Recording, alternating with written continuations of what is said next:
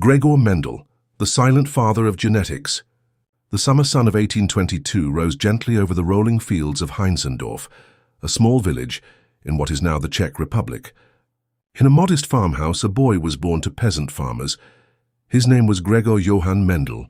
No one in that humble village could have guessed that this boy, the son of farmers who toiled day and night in the soil, would one day unravel the hidden laws of life itself, laws that govern every living being on earth. Mendel's childhood was not one of privilege. His family worked tirelessly just to survive. Money was scarce, opportunities even scarcer.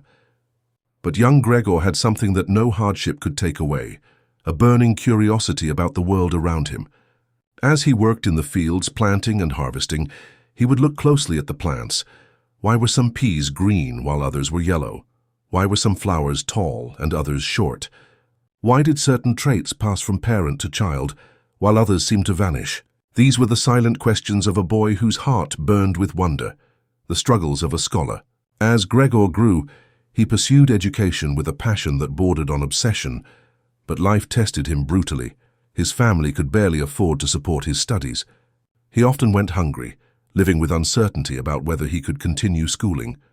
Still, he pressed on. He entered the monastery of St. Thomas in Brno, not only to serve God, but because it was the only way he could afford an education. There, surrounded by stone walls and the chants of monks, Mendel found two things: solitude to think deeply, and a garden where his destiny awaited him. But Mendel's journey was not smooth. He tried to become a teacher, but failed the exam twice. The world told him, "You are not good enough." Yet instead of breaking, he turned to the garden. If the classroom would not accept him, the soil and seeds would. This was a lesson that life teaches many of us. Sometimes rejection is redirection, the garden of secrets. In 1856, Mendel began the great experiment that would silently change the world. While others dismissed peas as simple food, Mendel saw them as a doorway to understanding the mysteries of inheritance. For 8 long years, he worked tirelessly in the monastery garden, growing and tracking over 28,000 pea plants. He recorded their height, their color, their shape. Day after day, season after season, he watched them bloom, cross-pollinated them carefully, and wrote down what he observed. Other monks may have thought he was wasting time. The townsfolk may have thought him eccentric. But Mendel knew, truth takes time. Through patience, he began to see patterns. He noticed that traits did not blend randomly. Instead, they followed predictable rules. A tall plant crossed with a short plant did not always give medium plants. Some traits disappeared in one generation, only to return in the next.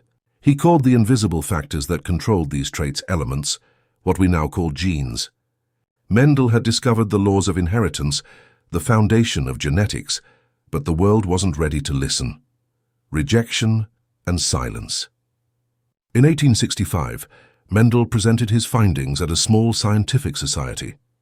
He explained carefully how traits are passed from one generation to the next. He published his paper, hoping that his years of devotion would be recognized. The response? Silence, indifference, rejection. The scientific community ignored him. They thought his work was irrelevant. Some didn't understand it, others simply dismissed it. Imagine the heartbreak. 8 years of labor, thousands of experiments, nights of writing and rewriting, only to be met with neglect. Mendel could have given up. He could have thrown away his notes, bitter at the world's blindness. But instead he returned to his garden, returned to his peas, and returned to his quiet faith that truth, no matter how long buried, cannot die. This is where Mendel's story becomes more than science.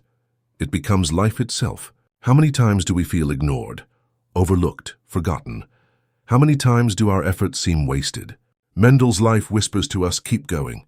Even if no one claps, even if no one sees, truth and hard work will one day bloom, the heavy burden. Later in life, Mendel became abbot of his monastery. With that role came heavy responsibilities. His scientific work slowed, and he carried the weight of leadership. He battled illness, financial pressures, and the endless demands of administration. By the time of his death in 1884, Mendel believed his work would die with him. He passed away in obscurity, unknown to the wider world, a genius buried under silence. But history has a strange way of rewarding patience. Recognition after death. In 1900, 16 years after his death, three scientists, Hugo de Vries, Carl Correns and Erich von Tschermak, stumbled upon Mendel's paper. To their astonishment, they realized that this quiet monk had